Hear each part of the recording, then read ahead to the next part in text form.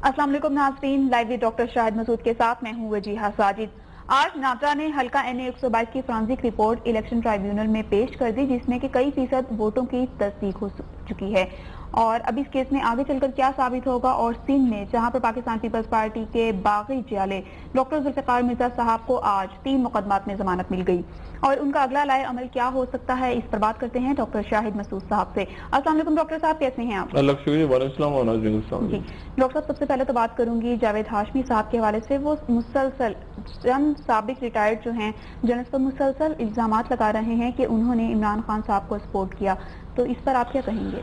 हाँ, वो उन्होंने जावेद हाशमी साहब ने मजीद बात की है और वो कह रहे हैं कि जी अब वो 2 साबिक DGISI general Ahmad Shuja Pasha, general Zahirul इस्लाम, जनरल तारिक जो थे कोर कमांडर, उनका जिक्र कर रहे हैं। लेकिन मैं उसके बाद में आता हूँ। पहले तो मैं आपको सबसे पहले बहुत सारे मौजूद हैं तो मैं ज़हन से ना निकले। एक तो ये कि आम तरीन बात तो ये कि आज पूरी कौम सदमे में डूबी हुई है, क्योंकि जो आज तदफीन हुई, जो वहाँ से मैयतें आई, आर्मी चीफ मौजूद थे, तारिक फातमी साहब मौजूद थे। और ये बड़ा अच्छा हो रहा है कि हुकूमत यहाँ से जो मैयतें हैं, जो सफ़ीर उनकी जो सफरात चले गए अपनी जानों से, उनके साथ वजीर जा रहे हैं वहाँ पे। तो जितना पाकिस्तानी कौम को दुख है, और हमारे पायलट्स, यानी ये भी अब डिटेल्स आ रही हैं कि जी उनके पास ऑप्शन था कि वो इजेक्ट का बटन दबा दें और अपनी जान बचा लें, उन्होंने नहीं बचाई।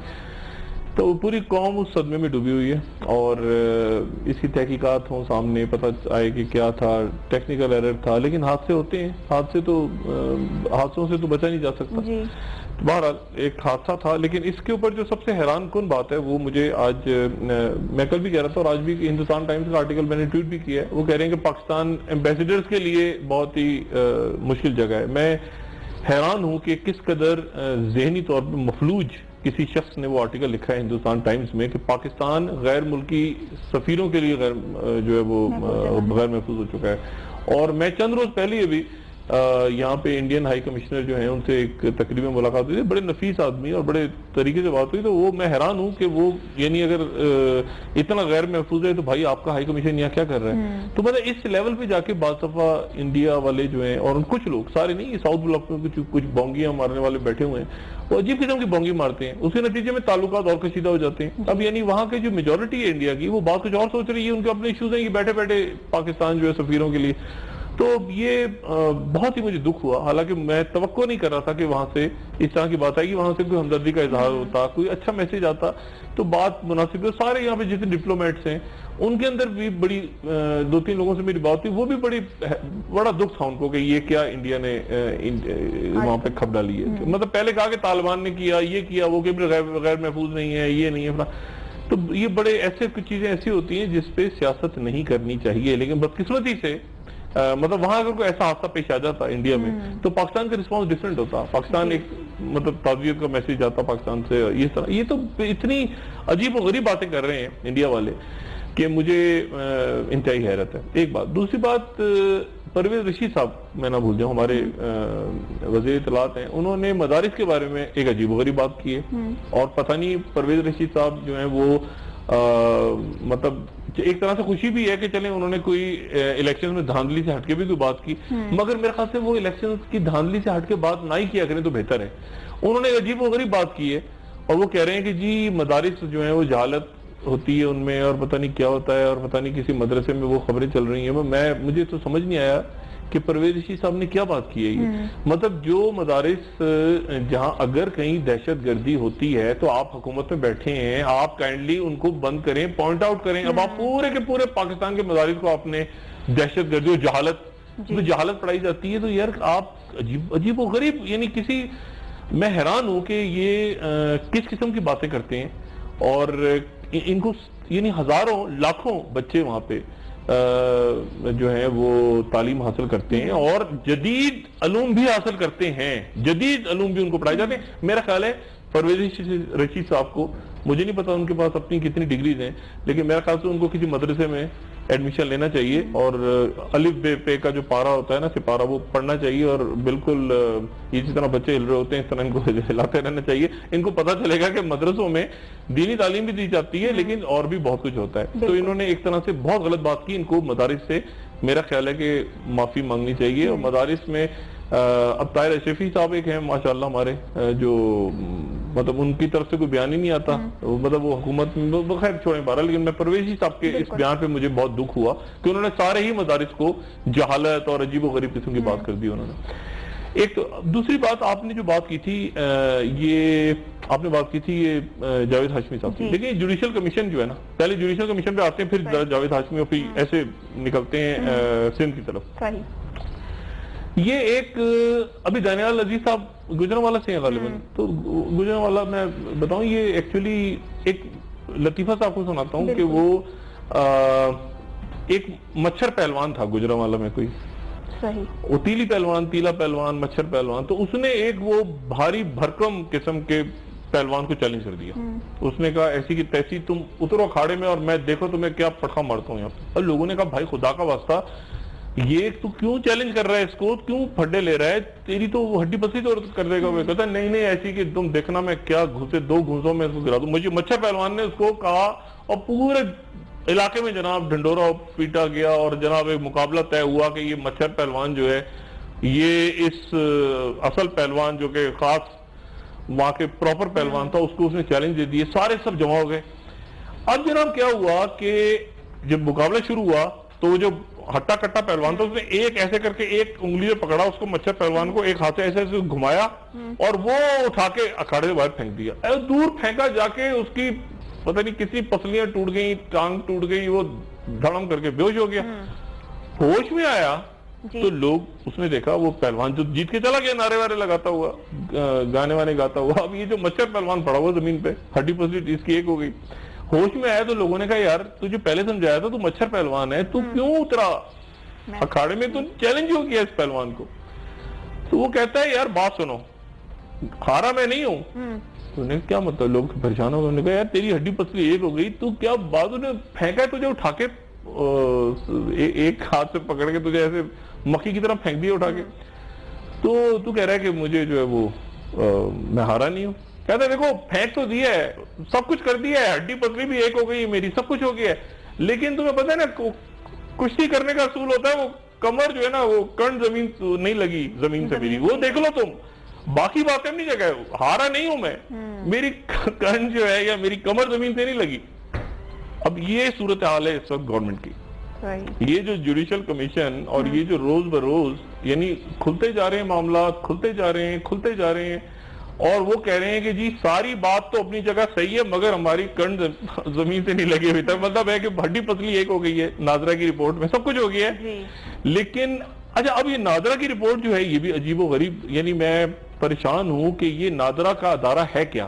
یعنی آپ جس ادارے پہ آپ الیکشن کمیشن کی جان کو روئیں یا آپ آر اوز کو روئیں یا الیکشن کمیشن اس کو ناظرہ کو روئیں, یعنی ناظرہ جو ہے وہ کہہ رہی ہے کہ 93,000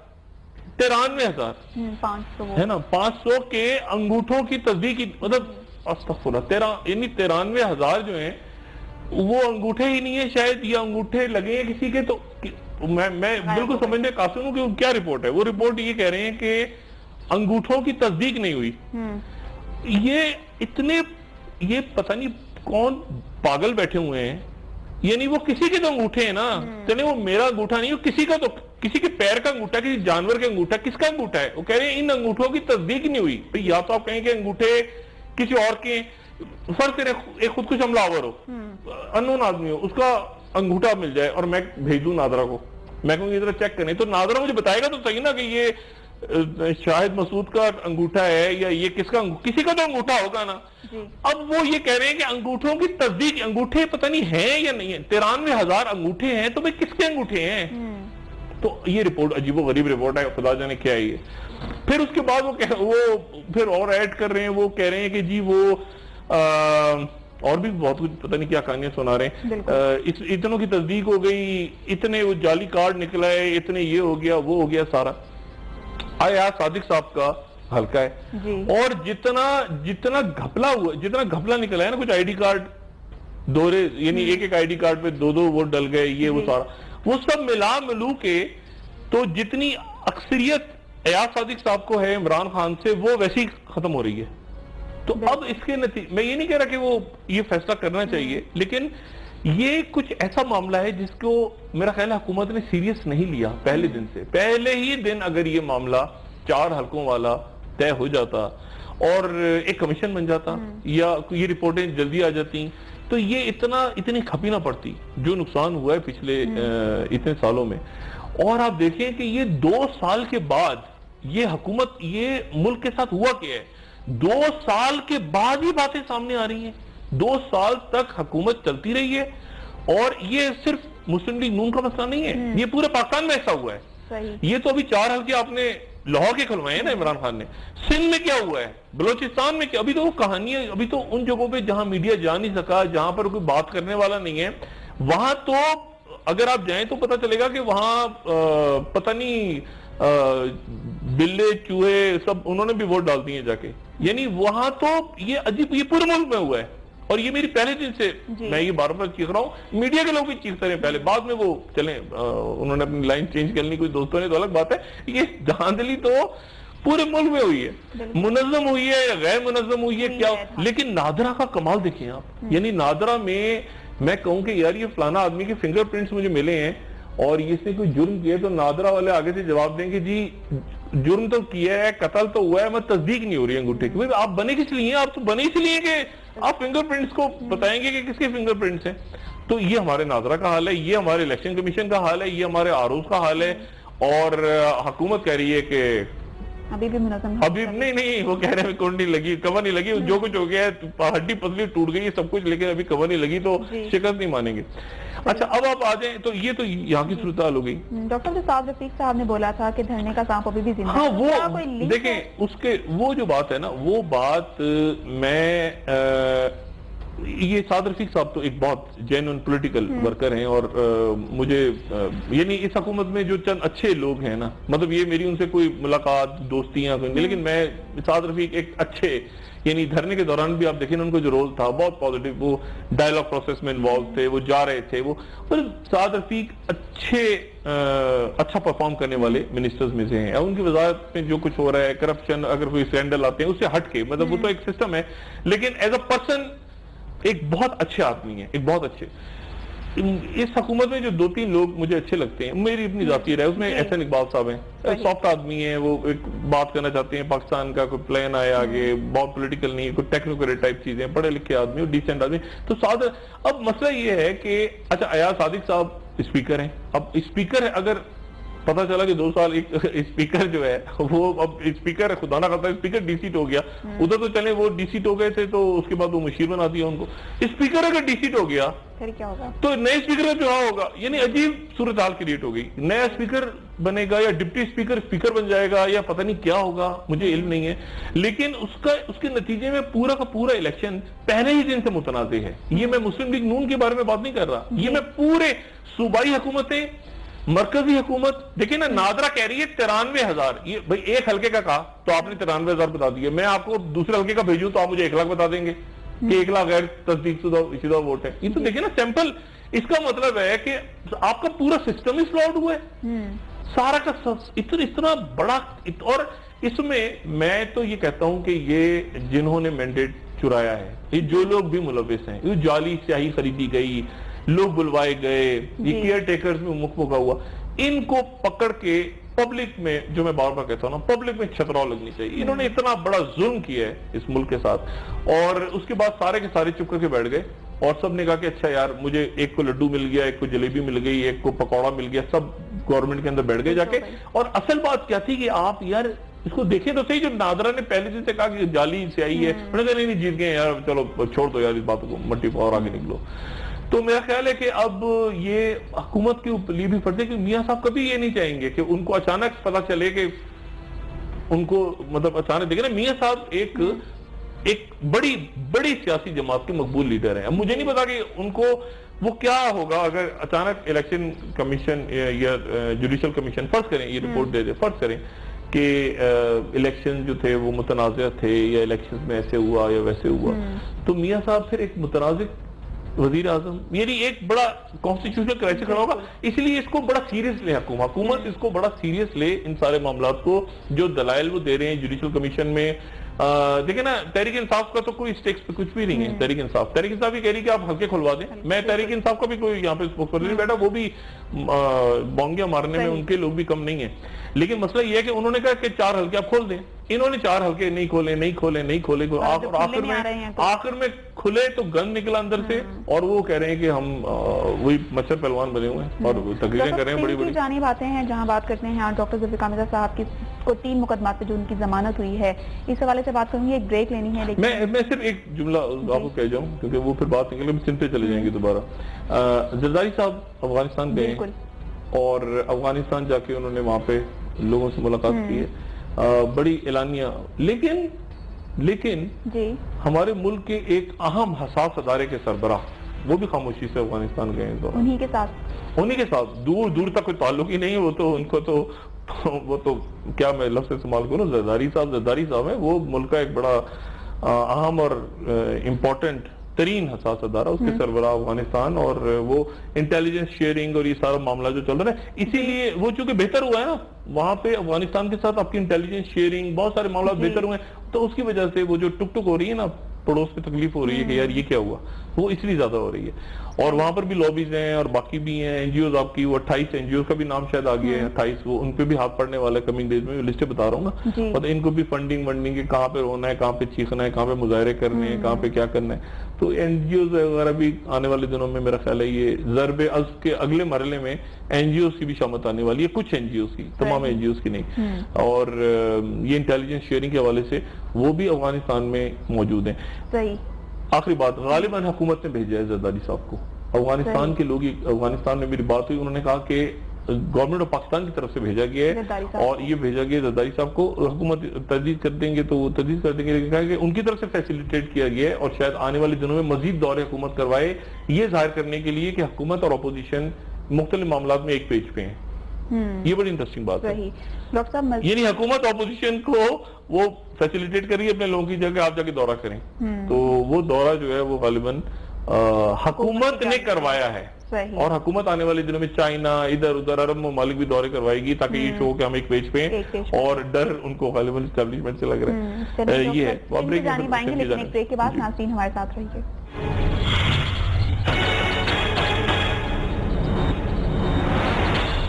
ویلکم بیک ناظرین.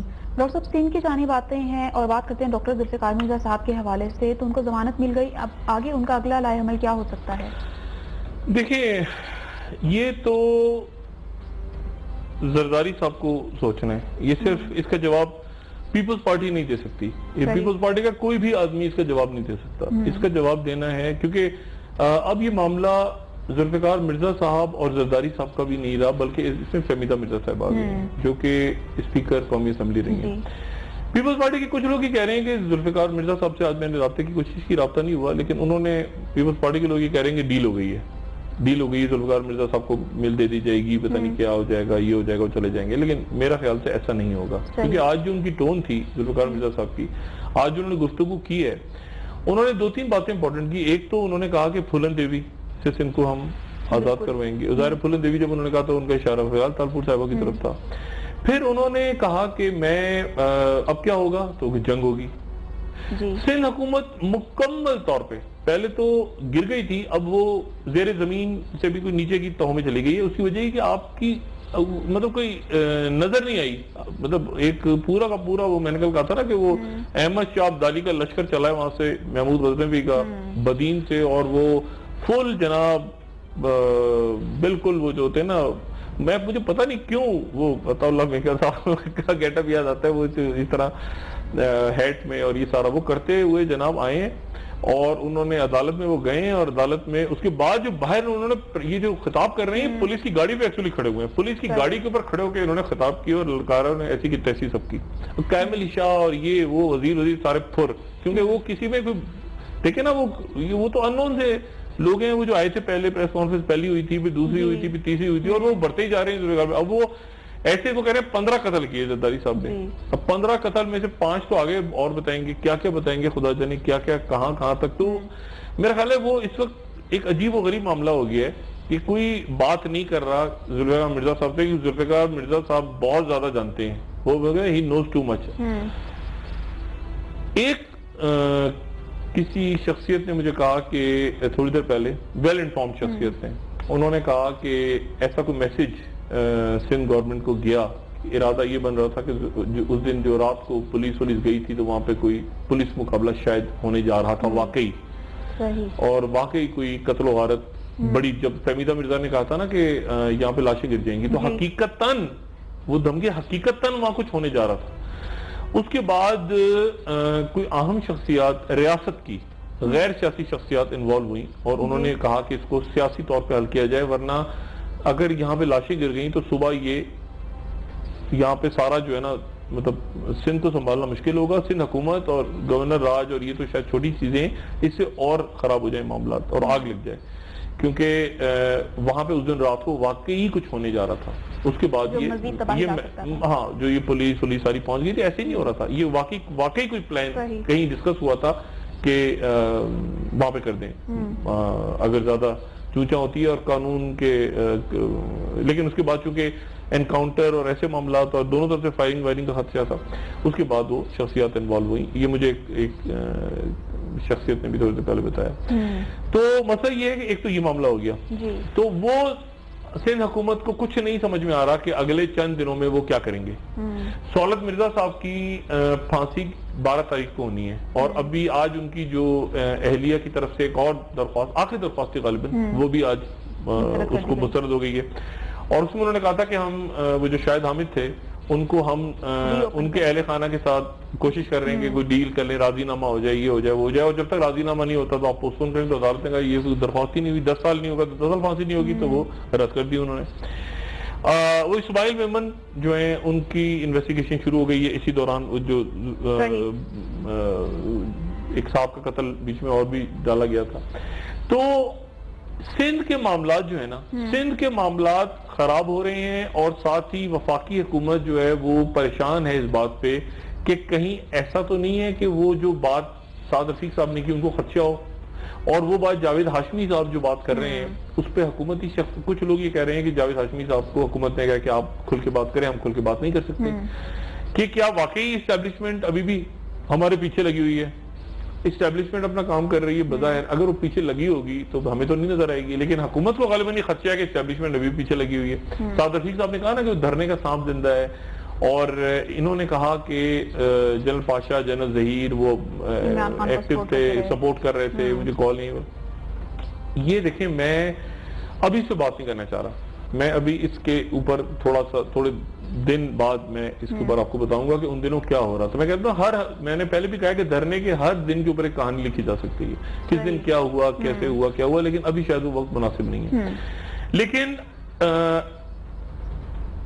ادھر سندھ کا معاملہ، ادھر ایان علی کا معاملہ بھی پھنس گیا ہے۔ وہ ایان علی کا میں آپ کو بتاؤں، میں بڑا مزیدار واقعہ ہوا عدالت میں، بڑا مزیدار واقعہ ہوا، کل میں بتا نہیں اس کو سکا۔ عدالت میں یہ ہوا کہ جب وہ پیش ہوئی تو جج جو ہیں عدالت کے، یہ بھی سوال نشان ہے کہ وہ کہاں سے آتی ہیں، کہ وہ جیل سے آتی ہیں یا وہ کہاں سے آتی ہیں، اس پہ بھی کبھی بعد میں بات ہوگی۔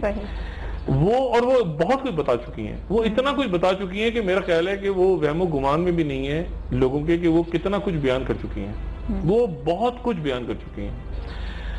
اور عدالت میں مزیدار واقعہ یہ ہوا کہ جب ان کو پیش کیا گیا تو جج صاحب کے منہ سے نکل گیا ایان ملک۔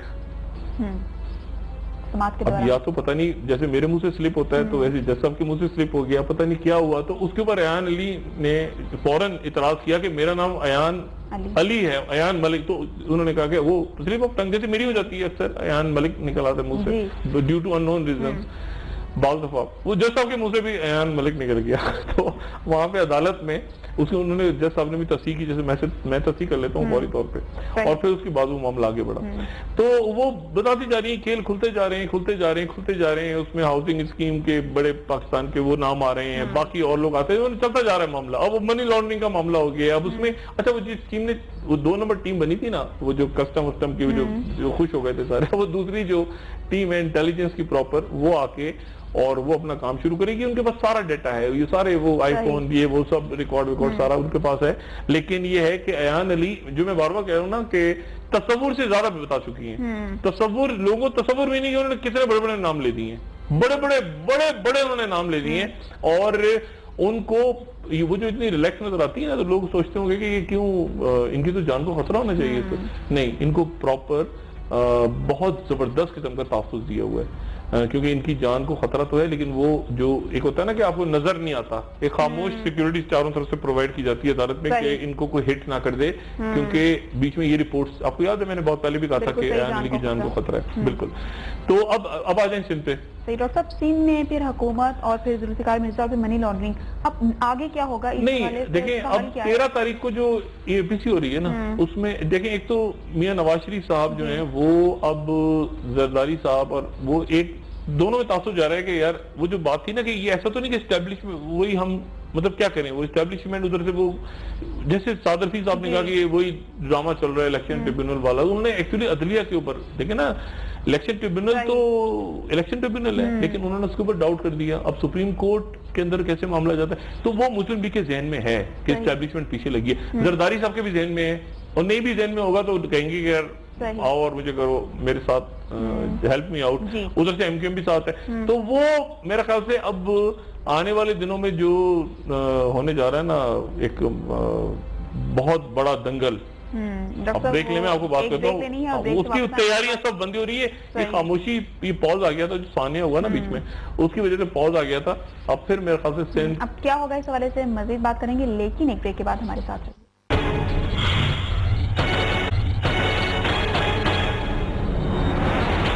Welcome back. ناظرین, ڈاکٹر صاحب جاوید ہاشمی صاحب جو اسٹیبلشمنٹ پر الزام لگا رہے ہیں اور کہہ رہے ہیں کہ عمران خان کو سپورٹ کیا, اور اس پر مطلب کس طرح ہے, کیا بات ہے؟ یہ تو جاوید ہاشمی صاحب کو ڈیٹیلز پتہ ہوں گی کیونکہ وہ ایک مجہور سیاستدان ہے, لیکن میں آپ کو ایک بات بالکل یعنی یہ کوئی اندازہ نہیں لگا رہا میں, یہ میں آپ کو بالکل 100% یہ خبر کے طور پہ میں بتا رہا ہوں کہ جب یہ دھرنا ہو رہا تھا وہ سپورٹ کر رہے تھے نہیں کر رہے تھے, یہ سائڈ پہ کریں بات. اب یہ جب سارا معاملہ ہو رہا تھا تو جنرل راحیل شریف اور ان کے جو DGISI تھے, جنرل رضوان سے پہلے جنرل راحیل, تمام لوگ ایک پیج پہ تھے. فیصلے جب ہو رہے تھے تو ایک پیج پہ تھے. یہ دیکھیں, یہ بڑی بہت ہی عجیب و غریب قسم کی بات ہے کہ جو بات میرے خیال سے جاوید ہاشمی صاحب کر رہے ہیں وہ بات وہ اس کی گہرائی نہیں سمجھ رہے. وہ یہ کہنا وہ اتنی عجیب و غریب بات ہے. اگر وہ چلیں جنرل پاشا تو ریٹائر ہو گئے, ان کے بارے میں آپ کہیں, اور جنرل پاشا اگر ریٹائر ہو گئے تو کس حیثیت کر سکتے ہیں وہ جنرل پاشا؟ دیکھیں ریٹائر ہونے کے بعد تو جنرل حمید گل صاحب بھی کسی کو سپورٹ کر سکتے ہیں, کسی پارٹی کو. ریٹائر ہونے کے بعد تو جنرل قادر بلوچ صاحب بھی جو مشرف صاحب کے ساتھ تھے وہ میاں صاحب کے وزیر ہیں, ٹھیک ہے نا. جنرل قیوم عبد القیوم صاحب بھی ریٹائر ہونے کے بعد مشرف صاحب کے ساتھ تھے پہلے, اب وہ مسلم لیگ نون میں. تو ریٹائر ہونے کے بعد آپ کسی کو باندھ کے نہیں بٹھائیں گے نا, جو مرضی کسی نے کرنا ہے کرے, اتھارٹی تو اس کے پاس نہیں ہوتی. لیکن یہ جو بات ہو رہی ہے نا کہ جنرل ظہیر والی جو بات کی ہے, یہ اتنی عجیب بات کی ہے جاوید ہاشمی صاحب نے. اس کا مطلب وہ عجیب بات کر رہے ہیں کہ ISI آرمی چیف کی مرضی سے کام نہیں کر رہی تھی. یہ پاسبل ہے. دیکھیں, کور کمانڈرز کی جو ریٹائر ہونے کے بعد ہم لوگوں سے 100 انٹرویوز انہوں نے دیے ہیں, مختلف کور کمانڈرز نے اور باقی لوگوں نے. اختلاف ہوتا ہے, اندر رائے پیش کی جاتی ہے, اندر ڈسکشنز ہوتے ہیں, یہ ہوتا ہے وہ ہوتا ہے. مگر یہ کہنا کہ وہ جنرل ظہیر کسی شمال کی طرف جا رہے تھے تو جنرل راحیل جنوب کی طرف جا رہے تھے, یہ میرے خیال سے بہت ہی غیر ذمہ داری کی بات کی ہے.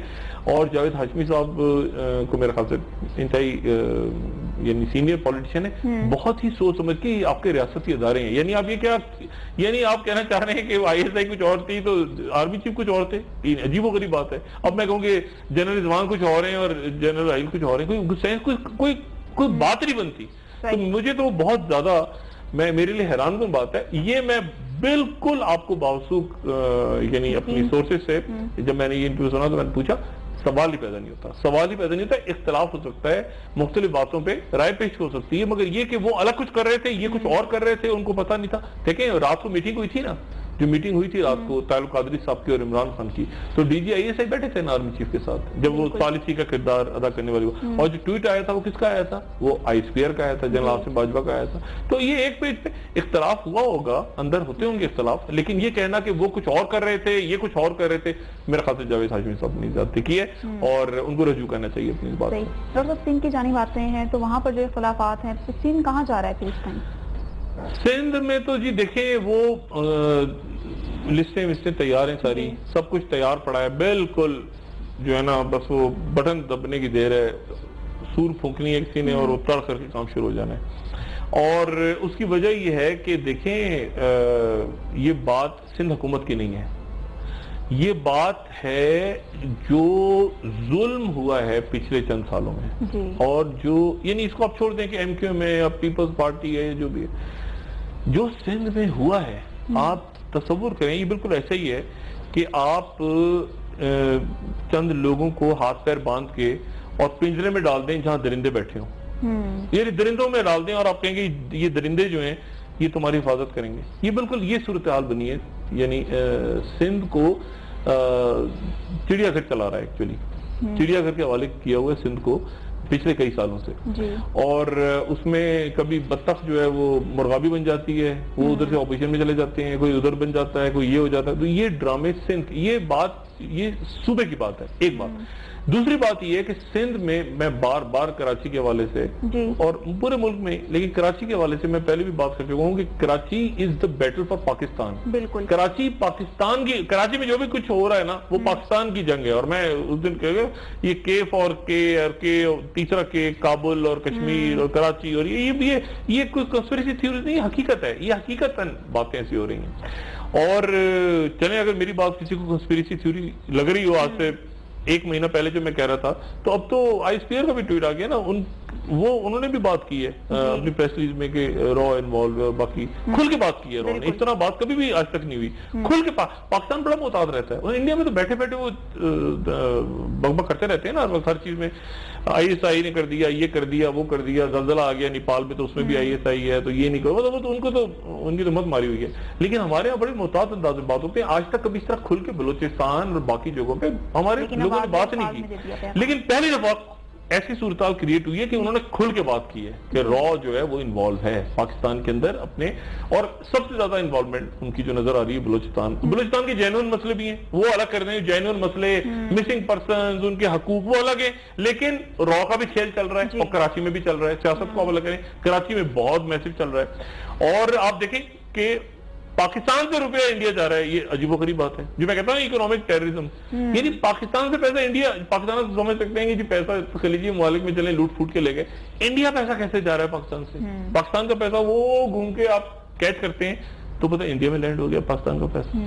تو یہ بڑی میرے خیال سے اب ایک ایسا وقت آ گیا ہے, اور کسی بھی وقت میرا خیال ہے سندھ کے اندر, اور میرا خیال ہے کہ جمہوریت کو پریشان نہیں ہونا چاہیے, سائیں قائم علی شاہ کو بالکل پریشانی ہونا چاہیے اگر ان کے چند پسندیدہ اراکین یا اراکین صوبائی اسمبلی یا وزراء یا ان کے فرنٹ مین یا باقی لوگ اگر اٹھائے لیے جاتے ہیں تو ان کو پریشانی ہونا چاہیے. اور یہ پانی کا کرائسس دیکھیں, آخر میں آرٹیفیشل فیک کرائسس کریٹ ہوا ہے, بالکل فیک کرائسس. پہلے بھی شور کرتے ہیں یہ واٹر ہائیڈرنٹس بند کرو, پھر اس کے بعد کہتے ہیں پبلک ڈیمانڈ ہے, کھولتے ہیں پھر پیسے. تو یہ ایک ایسا گھناؤنا کھیل جاری ہے سندھ میں ہر سطح پہ, زمینیں ہو, پانی ہو, یہ ہو, کہ کسی کو نہیں چھوڑا. اور میرا خیال ہے کہ ان قریب یہ جو ہے نا ان قریب میرا خیال ہے وہ وہاں پہ وہ تیزاب ویزاب کے وہ جو تالاب چھوٹے چھوٹے تیار ہو گئے ہیں, اور اس میں ڈبکیاں لوگوں کو دی جائیں گی, اور پھر ان کو وہ یاد آئے گا کہ سی ویو وہ سمندر کے پاس جو ہم نے زمینوں پہ قبضہ کیا تھا تو اب یہ تالاب میں ڈبکیاں گئے. بالکل صحیح. ڈاکٹر صاحب اینڈ آف ٹائم کے حوالے سے آپ کچھ کہنا چاہیں؟ اینڈ آف ٹائم کو بس ہاں جی, اس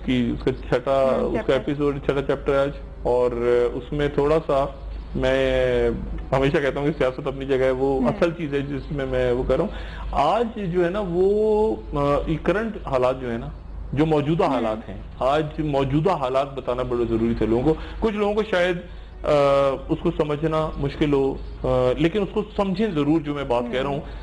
اس وقت جو صورتحال ہے, کرنٹ موجودہ صورتحال مڈل ایسٹ کی اور یہ ترکی اور سعودی عرب, یہ کیونکہ کچھ چیزیں آنے والے دنوں میں جب میں ڈسکس کروں گا تو یہ سمجھنا ان کے لیے ضروری ہے. جو آج رات کو میں جا رہا ہوں, یہ ذرا سنجیدہ باتیں ہیں آج کے شو میں.